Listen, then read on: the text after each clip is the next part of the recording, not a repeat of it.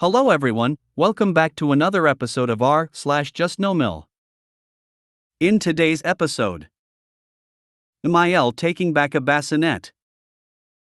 How to deal with JNMIL who has unrealistic expectations with my daughter. Now he gets it. Before we get started, make sure to subscribe so you will never miss a video. So let's get started.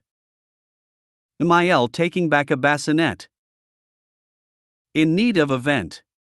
So my 28F male has decided that when my 29M husband's brother comes to visit in November that he is to take back the bassinet. It has slept her two brothers, all 5 of her children, the first and only grandson, and our daughter. We are nearly 36 weeks pregnant with our son and had planned on using it. They knew this because they have left it here for well over a year after its last use. This year we had a huge fall out with them due to their treatment of our daughter, of our family, and our decisions. One of the things that happened, just to give an example, is during a phone call my in-laws, F67 and M70, said that our daughter, who is currently 2.5, was not financially worth the visit and to not expect a visit this year. Then they took the only other grandchild, 15M, to Universal Studios for 8 days. They also continually hold things against us or complain about our house, the house we bought by ourselves. At this point, besides low contact and my husband using his shiny spine, I don't know what to do. They even question the paternity of our children even though we've been married for 7 years at this point. I'm burned out mentally with all their fighting. I want to cry, and now I have to find a bassinet on short notice when I'm pretty sure our son is coming within the next week or 2 like his sister did. Kill her with passive as hell kindness. Send it back with a note saying how happy you are and how this is for the best, as you really wanted to buy your own bassinet and start your own traditions, but used the old bassinet just as a kindness to her. Make it clear you are excited beyond words to be able to pick out the perfect one instead of having to make do. And never accept another gift or loan from her. Every time she tries, just say thanks, but I'd rather get something I know I've chosen for myself and can keep, as opposed to something that isn't what I want and will just have to give back later. Brilliant with just enough sarcasm, aka F, you. Love your response. Old bassinets like that are not safe for any baby as they do not meet the updated safety standards. Please let it go and get something new and safe. Good point. Just send it back to them, then just purchase one. From now on they don't have access to your kids for any reason since the one isn't worth the expense of a trip. They show up, don't let them in. Tell them they are not welcome, not worth your time to entertain them. It's weird because they said our daughter wasn't worth the trip. It is 7 hours, but we have a spare room and everything here, but talked about coming up also closer to our due date and my husband replied, because of your financial situation I don't think that's the best idea, and all they could say was SP we will miss the birth of the baby? Like, is our daughter not worth the visit because she is a girl? Is it because there is only one of her and when he is born there will be 2? What makes our son more worthy to visit than our daughter? BIL needs to tell her thanks, but he's too big to use it, and wants your baby to have it for now. I'll have to tell him that. That's a pretty good one. That's obnoxious, but a bassinet that old doesn't meet current safety standards anyway. You're better off buying something new and safe. If you go with a pack and play, it'll last you for longer because bassinets are only safe until certain milestones anyway. This is the best answer. OP should give back the borrowed bassinet and get their own.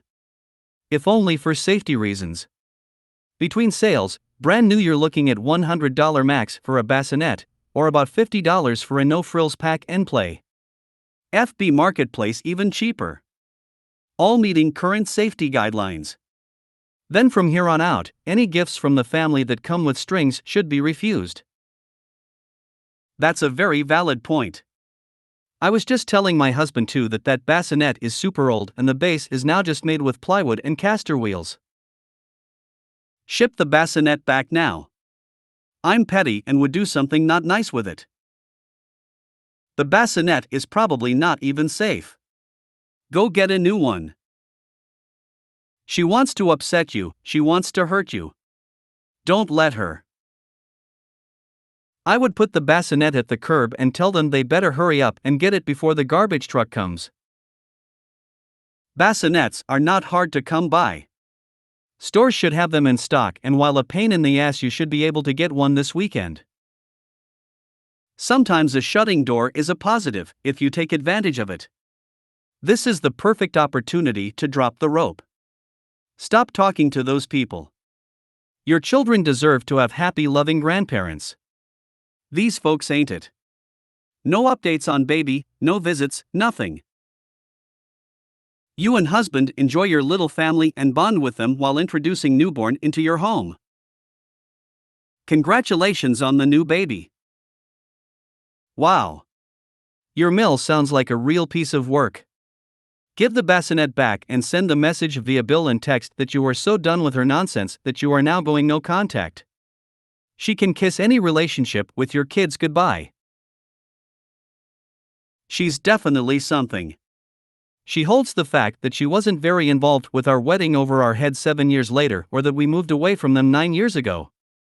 She keeps asking for a test on our daughter and has since before we left the hospital. How to deal with JustNoMil who has unrealistic expectations with my daughter. Hi all, I have an almost 2-week-old baby girl and am absolutely over the moon. After a 27-hour-long labor with a vacuum assist, epidural and last-minute induction to get processed to move faster, I have to say the worst part of my recovery has been my MIL. For some background, hubby and I got into it with his family when we laid out our boundaries a month before baby girl arrived. Don't share pictures, we don't want visitors at the hospital or at home for at least a week, don't visit if you're sick, don't just show up, shower and wear clean clothes, smokers need to change before holding baby, and we asked for up-to-date vaccinations. It ended up turning into a big thing with the in-laws. We assume they don't know how to behave around a new mom and baby, that they're germ-infested, and that we're taking away their experience. When baby was born, we FaceTimed with his family. He let his mom know in advance to not share pictures or post them online. She argued about things but agreed. For my daughter's 1 week, she shared a picture on Facebook which led to me having a meltdown, thanks hormones and shitty MIL. She initially ignored us but took the post down. We FaceTimed on Sunday and it was nice until they asked when they'd see the baby.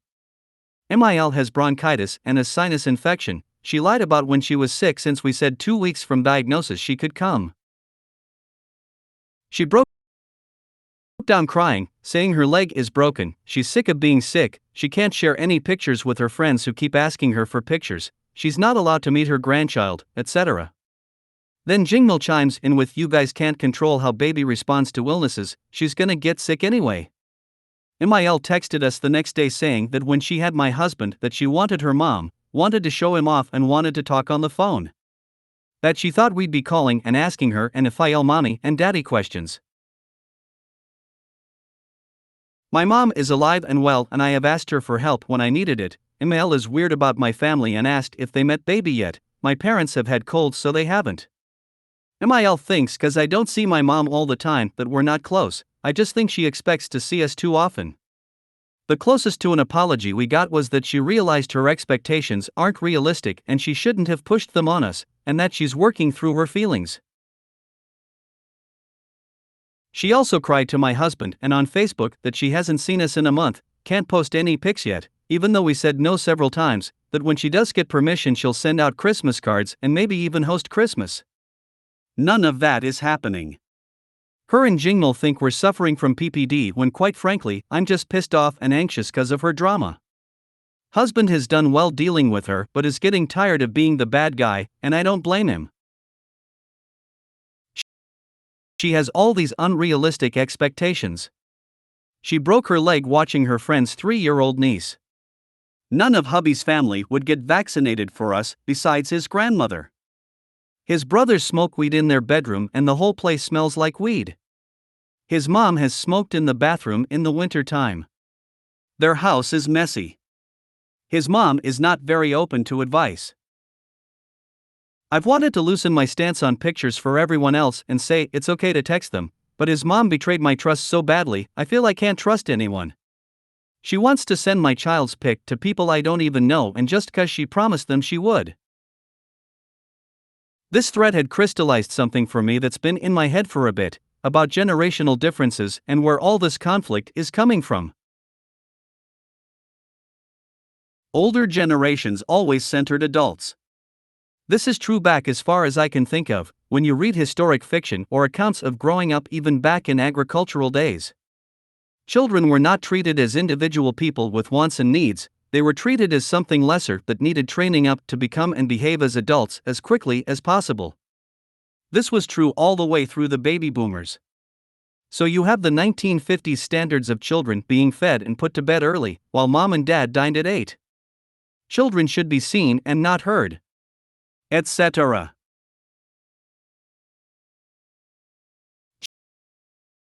Gen Zers decided we weren't going to have it. We felt emotionally neglected, isolated, bullied as kids with no recourse from adults. Read any Stephen King book featuring kid protagonists to see where I'm going with this. We said, I'm going to make sure all the kids feel special.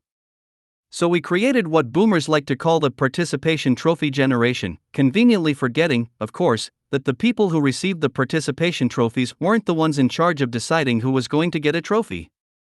And we were going to treat our kids like real people. That went disastrously in many instances, with Gen Zers trying to be the cool mom and be friends with our kids, all while having no idea what we really should be doing because most of us didn't get therapy to deal with the gaping emotional intelligence holes our parents created in us. So older folks called our kids snowflakes and complained about how they just needed to toughen up. And many Gen Zers, not knowing what to do and having immense pressure from our boomer parents and all their mean friends, still ended up centering adults instead of their kids, so forced hugs, family no matter what etc. continued. Now come the millennial parents and the Gen Zs. These people were actually raised with schools teaching about emotions. These people read books about child development and go to therapy. They are raising their kids in a kid-centered way, considering what's best for their kids. I think this drastic shift in perspective is what is causing so much of the conflict. When coupled with younger people setting boundaries and deciding that being family isn't an excuse for being abusive, manipulative assholes, it's a perfect storm. So you have a millennial or Gen Z parent having a baby, and instead of letting the entire family crowd into their house and pass around the baby, they say no, I want a few days at home to adjust. They say, you can come over when we invite you, and you can't stay all day. They say, don't bring your germs around my newborn.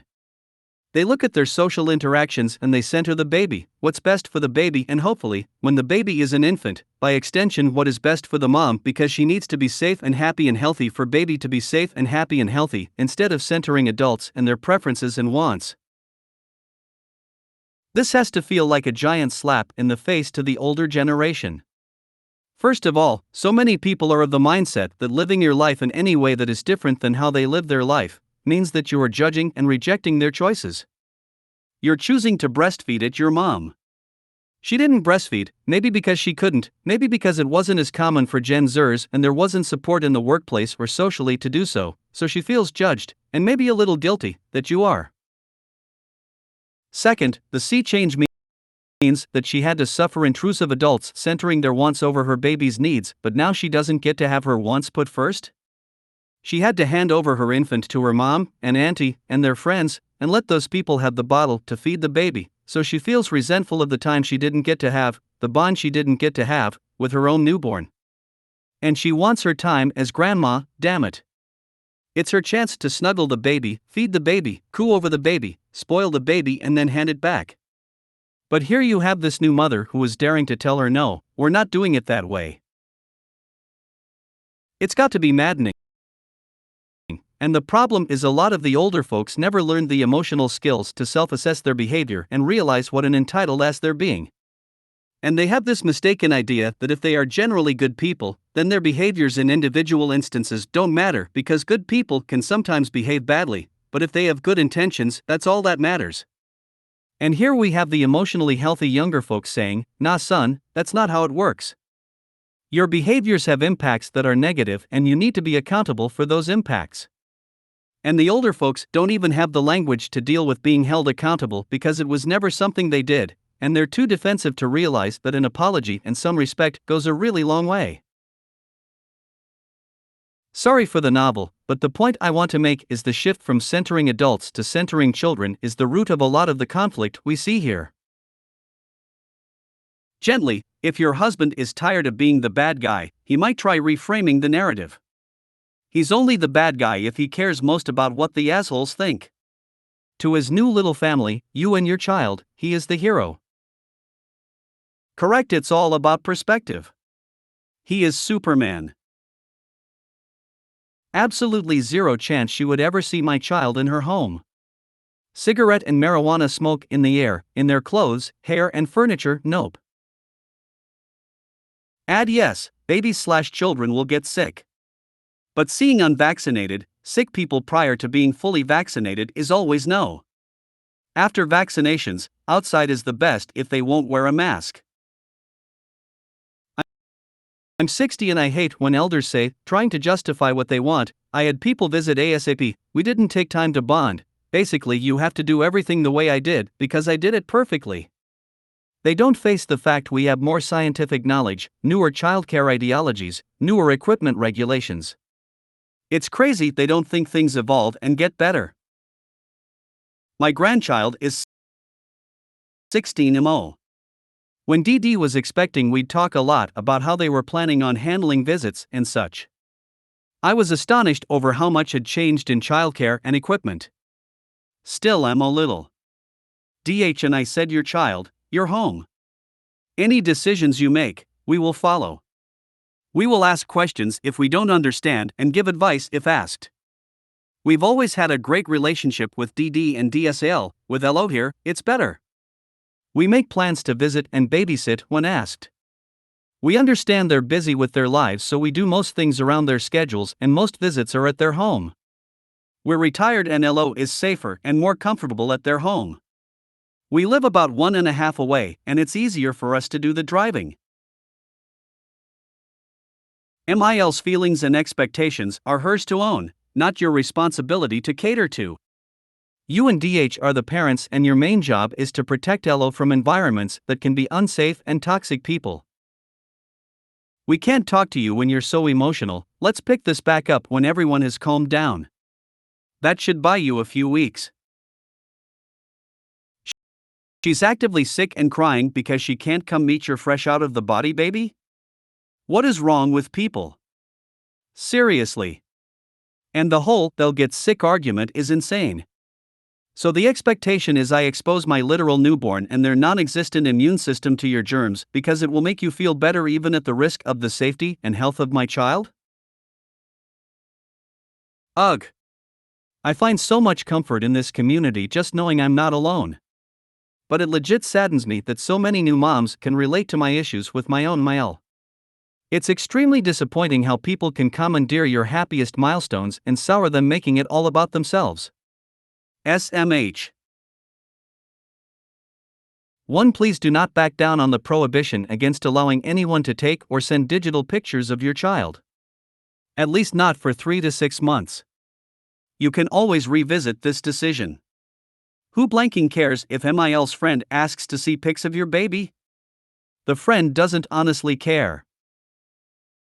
2. Right now take a stand with your DH, your child is never, going to go into a home where people smoke. People are so insulted when reminded the basic rules of being around a newborn, like don't come around sick. Yet without fail those same people saying of course I wouldn't go around the baby sick. And, that's just common sense, are the same trying to do so. My parents were nasty sick all week, both missed days of work. We originally had plans for my mom to come to the pumpkin patch that Saturday with us, our 2 years old and our 5-week-old. Then they both got sick, so we planned on going alone. I was FT my mom the day before and she mentioned to the babies she's excited to see them tomorrow at the pumpkin patch. I was just confused and told her no. She asked why. You've literally been sick all week. She claimed to be better, said no fever, blah blah. She texted negative for COVID. But she's literally coughed on the call and her voice sounds like gravel. I said no, you can't see babies until all symptoms are gone without meds. After talking with DH, he suggested we offer she come if she wear a mask and keep her distance from us since the whole place is outdoors and big enough that it would be very easy to do so. That way she could still enjoy the day with us. So I reached out and asked. Nope, she didn't want to come anymore. She's feeling tired and isn't up to it. Sure, whatever. Let's pretend you're not just annoyed 'cause I told you to keep your distance from the babies. She thinks because she's the grandmother that she could never get them sick because she loves them. Germs don't care. The baby's going to get sick anyway is something you say when the kid's old enough to go to daycare, not when they're 2 weeks old. She should get a timeout just for that. You've set your boundaries. Nothing has changed. She knows what they are. If she wants to keep whining, you can add a week for each instance. She'll get the point when it's coming up on kid's first birthday and she still hasn't been allowed to see her because she can't stop whining for a week. Now he gets it. I can't stand my Mil. She has her own set of crazy. She has no respect for me. I was diagnosed with endometriosis at 15, full hysterectomy by 24. I can't have more kids. He knew that when he got with me, he has none of his own, but Glady treats mine like his. I came home from work the other day and she was on the phone with him asking him if he really wants to be with me because he will never be a real father and she will never be a real grandmother. Blood boiling mad, still am. Because of rude comments like this I told him she can only visit when I'm not around. She has a habit now of visiting him 3 days a week I'm working. AMD she is driving him bat sh*t crazy and I can't help but giggle. Am I horrible? But now he fully sees her antics and gets it. Me stepping out of my husband's and MIL's relationship is what killed their relationship. Apparently when I'm not there he can't stand her either. Right. His sister is leaving for Germany in the beginning of NOV and we would go to his mom's for holidays, mainly for his sister's sake. But I told him not this year. I read on here someone else decided to do holidays at home because it's a holiday wide drive, and told him I'm not spending the holidays traveling. Me and my daughter are staying home. He can visit his mom where she is more than welcome to come here. But I'm not traveling. At least at home I can go to my room if she annoys me, and if he has anything to say, I'm just going to be like it's a holiday. She's driving me crazy. I need to lay down. Nope, you're not horrible. You're one step closer to freedom. So, he wants his meat shield back and you're not obliging? Nope. Even on days I don't work, if I find out she's stopping over because it's never a quick visit, I will call into work and see if they need me, then tell him I have to go to work. I'm a waitress and my job never tells me I can't work extra grinning squinting face. Sometimes that's the only way they will learn. Please tell us that your children are not home when MIL visits. It's the little things in life that make it all worthwhile. If that means him gnashing his teeth at the loon, so be it. If you made it to the end of the video, thanks for watching. Don't forget to like, subscribe and share, and we will see you in the next video.